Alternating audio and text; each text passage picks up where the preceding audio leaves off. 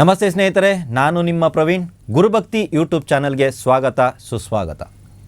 ಈ ಬಾರಿ ದೀಪಾವಳಿ ಒಂದು ಧನತ್ರಯೋದಶಿಯ ಸಮಯದಲ್ಲಿ ತಾಯಿ ಮಹಾಲಕ್ಷ್ಮಿಯನ್ನು ನಮ್ಮ ಮನೆ ಒಳಗಡೆ ಕರ್ಕೊಂಡು ಬರುವಂಥ ಒಂದು ಕಾರ್ಯಕ್ರಮವನ್ನು ಮಾಡುವಂಥ ಒಂದು ಪರಿಪಾಠ ಅಥವಾ ಒಂದು ಪ್ರಯೋಗವನ್ನು ನಿಮ್ಮ ಮುಂದೆ ನಾನು ಇಡ್ತಾ ಇದ್ದೀನಿ. ಸಂಜೆ ಹೊತ್ತಲ್ಲಿ ಧನತ್ರಯೋದಶಿ ಇರುವಂಥ ದಿನ ಸಂಜೆ ಹೊತ್ತಲ್ಲಿ ಒಂದು ಹಿತ್ತಾಳೆಯ ಪಾತ್ರೆಯನ್ನು ತಗೊಳ್ಳಿ. ಮನೆಯಿಂದ ಹೊರಗಡೆ ಹೋಗಿ ಸ್ವಲ್ಪ ಸಕ್ಕರೆ ಹೊಸದಾಗಿ ತೊಗೊಂಬರ್ಬೇಕು. ನಾನು ಹೇಳ್ತಾ ಇರೋದು ಹಿತ್ತಾಳೆ ಪಾತ್ರೆ ನಿಮ್ಮ ಮನೆಯಿಂದ ತೊಗೊಂಡು ಹೋಗಿ ಬೇಕಾದರೆ. ಆದರೆ ಬರ್ತಾ ನನ್ನ ಪ್ರಕಾರ ಹಿತ್ತಾಳೆ ಪಾತ್ರೆ ತಗೊಂಡು ಇದನ್ನೆಲ್ಲ ತೊಗೊಂಡ್ಬಂದರೆ ಇನ್ನೂ ಒಳ್ಳೆಯದು. ಇಲ್ಲ ಗುರು, ನಮ್ಮ ಮನೆ ಹಿತ್ತಾಳೆ ಪಾತ್ರೆ ಇದೆ ಅಂದರೆ ಅದನ್ನೇ ಉಪಯೋಗಿಸಿ. ನನ್ನ ಪ್ರಕಾರ ನೀವು ಹೋದಾಗ ಹಿತ್ತಾಳೆ ಪಾತ್ರೆ ಮೊದಲು ತೊಗೊಳ್ಳಿ, ಸರಿನಾ? ಹಿತ್ತಾಳೆ ಪಾತ್ರೆ ತಗೊಂಡು ಅಂಗಡಿಗೆ ಬನ್ನಿ. ಅಂಗಡಿ ಅಂದರೆ ದಿನಸಿ ಅಂಗಡಿಗೆ, ಆಯಿತಾ? ಅಲ್ಲಿ ಬಂದು ಸಕ್ಕರೆ ತಗೊಳ್ಳಿ, ಹಾಲು ತಗೊಳ್ಳಿ, ಮೊಸರು ತಗೊಳ್ಳಿ, ಜೇನುತುಪ್ಪ ತಗೊಳ್ಳಿ, ಪನ್ನೀರ್ ತಗೊಳ್ಳಿ. ಪನ್ನೀರ್ ಅಂದರೆ ರೋಸ್ ವಾಟರ್ ಅಂತ ಕರೀತಾರೆ. ಪನ್ನೀರ್ ಅಂದರೆ ತಿನ್ನುವಂಥ ಪನ್ನೀರಲ್ಲ. ಇವೆಲ್ಲವೂ ಸುಗಂಧ ಭರಿತವಾಗಿರಬೇಕು ಅಷ್ಟೇ, ಓಕೆನಾ? ಇದೆಲ್ಲ ತಗೊಳ್ಳಿ.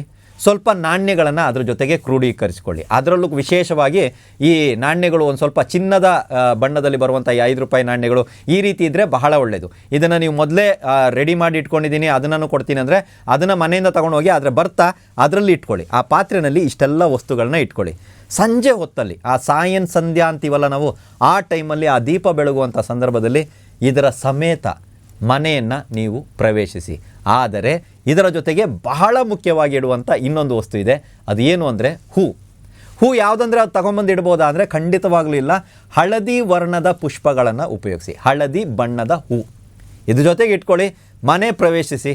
ತಾಯಿ ಮಹಾಲಕ್ಷ್ಮಿ ಸಾಕ್ಷಾತ್ ನಿಮ್ಮ ಮನೆಯಲ್ಲಿ ಪ್ರವೇಶಿಸಿದಂಗೆ ಅದು ಕೆಲಸ ಮಾಡ್ತದೆ. ಇದರಲ್ಲಿರೋ ವಸ್ತುಗಳನ್ನ ಏನು ಮಾಡಲಿ? ಇದರಲ್ಲಿರುವಂಥ ವಸ್ತುಗಳನ್ನು ನೀವು ದಿನನಿತ್ಯ ಉಪಯೋಗಿಸಬಹುದು, ಅರ್ಥ ಆಯ್ತಾ?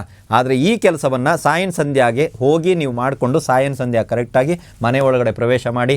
ಈ ಬಾರಿಯ ದೀಪಾವಳಿ ನಿಮ್ಮ ಮನೆಯಲ್ಲಿ ಭಾಳಷ್ಟು ವಿಶೇಷತೆಗಳನ್ನು ತಂದುಕೊಡುತ್ತೆ. ಇದು ಯಾವಾಗ ಗೊತ್ತಾಗುತ್ತೆ?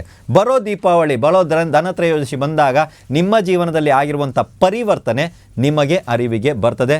ಎಲ್ಲ ನನ್ನ ಸಮಸ್ತ ಯೂಟ್ಯೂಬ್ ವೀಕ್ಷಕರಿಗೆ ಧನತ್ರಯೋದಶಿ ಮತ್ತು ದೀಪಾವಳಿಯ ಶುಭಾಶಯಗಳು. ಎಲ್ರಿಗೂ ಒಳ್ಳೆಯದಾಗಲಿ.